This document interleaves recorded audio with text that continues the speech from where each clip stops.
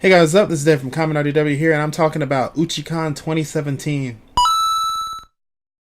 Yeah guys, so Uchi-Con 2017 just came and went, and I had a pretty good time. I was there with some friends, and I have some notes that I want to share with you guys because I don't really do like convention reviews, but Uchi-Con's already a very small con, so I want to kind of just let you guys know, for those of you who don't know what Uchi-Con is, what happened, how it is, how I liked it, and also those who were there, you can kind of like resonate with me if you agree or disagree how I think about how this year went. First off though, for those of you who actually don't know what Uchi-Con is, it's a local micro-con, like a very small convention, one day, that's free to attend, free to pre-register, free to go to, free to get a badge at the door.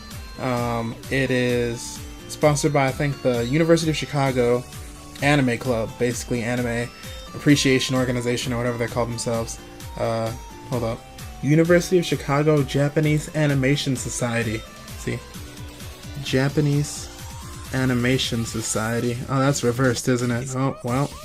They've been putting on this convention for a couple years now. Not too long, but just long enough to where it's been expanding pretty gradually over the last few years. It basically spreads by word of mouth.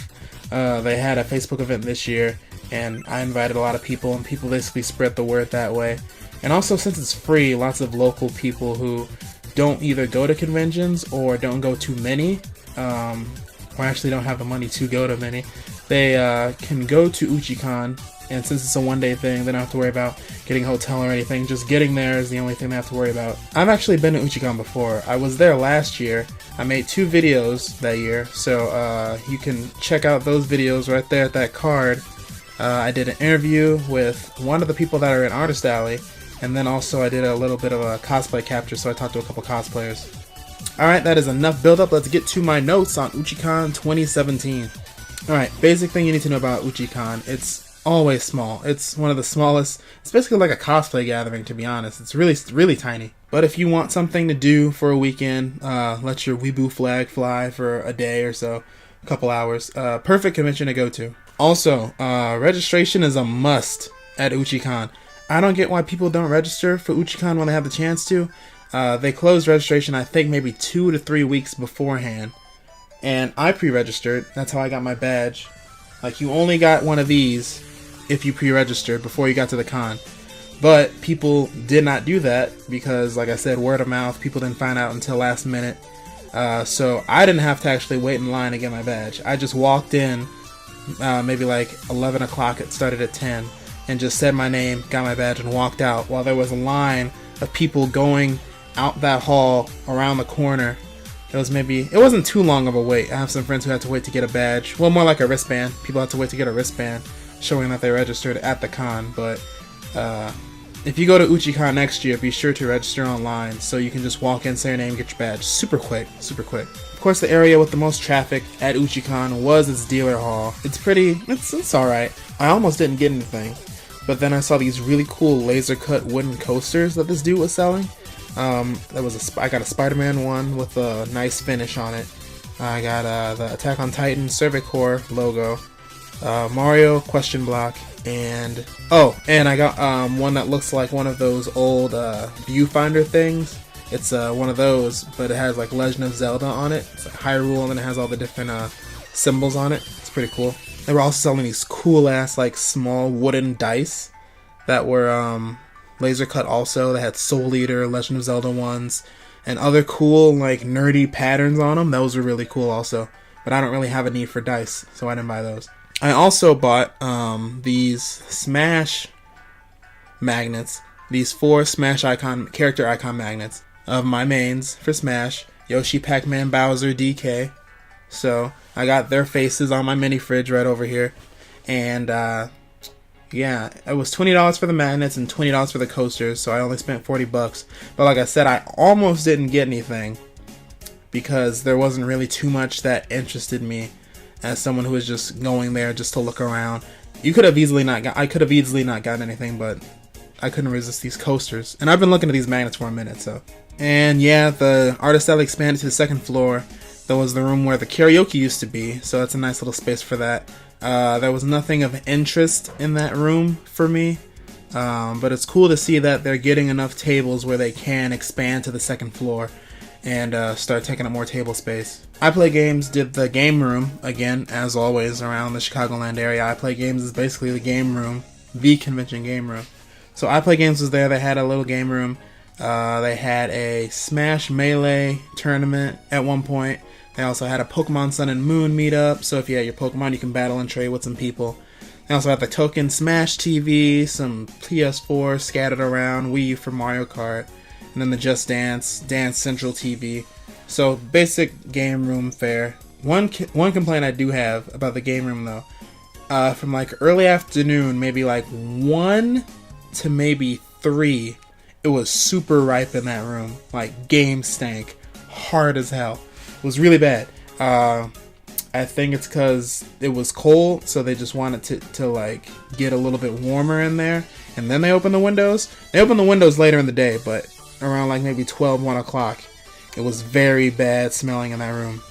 Very bad. Oh, and on the 3rd floor of the main building, they kept that intact for performances, eating, dancing, and stuff like that. So Michi Project, people I interviewed like a month or 2 ago, Card, they had a performance that day, so that's what I was there checking out. That was pretty cool.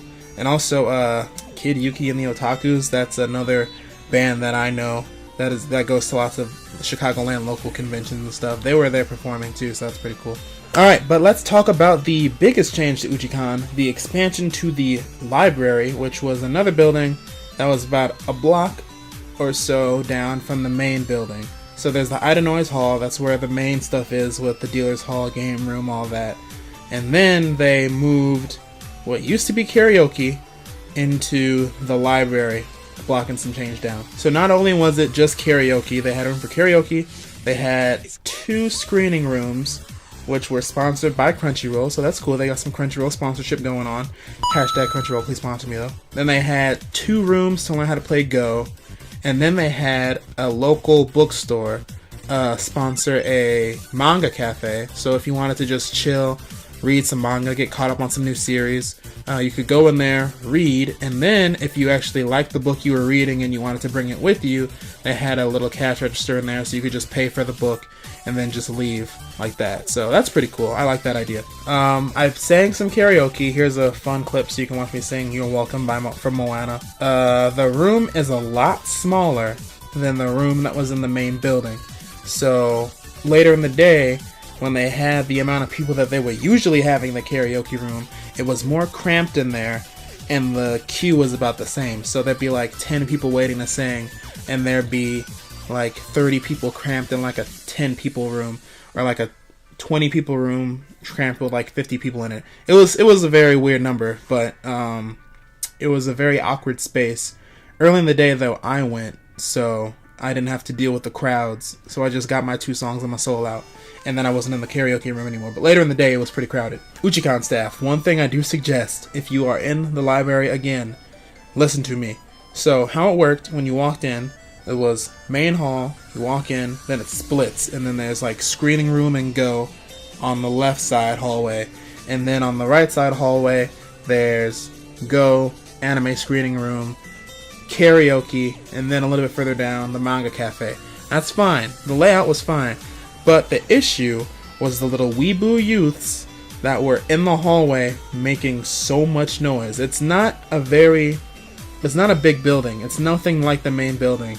So it was like just the halls, the small halls, with people cramped in the middle of them, making a lot of noise. Although they were just talking amongst themselves and having a good time, but it's like there were doors open to the karaoke room and to the anime screening room and to the manga cafe, but then there's like little weeaboo youths just strumming away on their ukuleles and singing their songs and talking and doing all their noises and stuff, and it's like, I can settle down, please, calm down. So yeah, volume control is a really important thing in that building. I think it'd be cool if you just had someone in there to be like, don't crowd the halls, keep your voices down. If you're gonna be loud, go to the other building. But yeah, that's the only issue I had with that. Also, if you guys can find a building that's like on the same block, but like next door to the main building, that'd be awesome, because it was pretty freaking cold that day. It was pretty chilly. That wind chill was kicking my ass. Also, last thing I want to touch on before I wrap up this Uchi-Con discussion thing is there were a lot of cosplayers this year. Like, Uchi-Con gets a lot of cosplayers, more than I would have thought. Because Uchi-Con is so small, it's a nice place to debut your cosplay if you're trying out some stuff. There's a couple cosplay photographers and videographers walking around, getting pictures of people. That's really cool. They also, one thing that's really cool is they have a room in the main building. It's near Coat Check, where they actually have a whole photography setup. They have a photographer there taking pictures of people. I think it's their photo booth room is what they call it. They have a photographer there, and he takes professional pictures for you of you and your cosplay, and it's like less than $10 a shot for like, I think it's like $10 for like a good sized picture or a bigger picture or whatever, but whatever it is, it's less than $10. So if you do want a place to get a couple cool shots, Uchi-Con's a great place to do cosplay. People didn't know that because there were a lot of cosplays this year. Good stuff. In conclusion, Uchi-Con is still a nice convention to go to for a one-day free con. If you have a Saturday that's free, register. Go. Have a good time. Be amongst your anime people. Be a weeboo for 8 hours. Go have a ball. It's nothing too crazy if you attend cons on the regular. You're not going to get blown away if you go to ASIN and Midwest and other stuff that are local like that. But it's just like a random ass Saturday in February. So why not go and be amongst your people for a day? I will say that I am proud of Uchi-Con for getting their attendance up to where they do have to expand to another building. But like I said, if they could, if they are going to stay in that building that they expanded to, have a person in there monitoring volume, make sure the weeboo youths don't get too out of control, and also maybe figure out if you're going to rearrange some stuff in the main building again, because karaoke is in a kind of a small room. It's not terrible, but later in the day, like I said, lots of people are in one space for one thing, so you might want to either relocate karaoke back to the main room and, I don't know, figure something out with that. Or if you guys can get one bigger building, I don't know if there's a bigger building on campus to host Uchi-Con, and I'm sure there is. But if you guys can do that, that'd be cool too. Alright guys, that's my Uchi-Con 2017 video. Thanks so much for watching. If you're still around, be sure to subscribe if you haven't done that already for more anime and convention and video game content coming up soon. Then be sure to check out more videos. I'm sure there's something here you gotta like from us, right? And yeah, thanks for watching. And also be sure to look up the hashtag ConMenRDW on all social medias, Facebook, Twitter, Instagram. We're on all of them. And be sure to follow us on those too. So thanks for watching, guys. I'll see you later. Bye.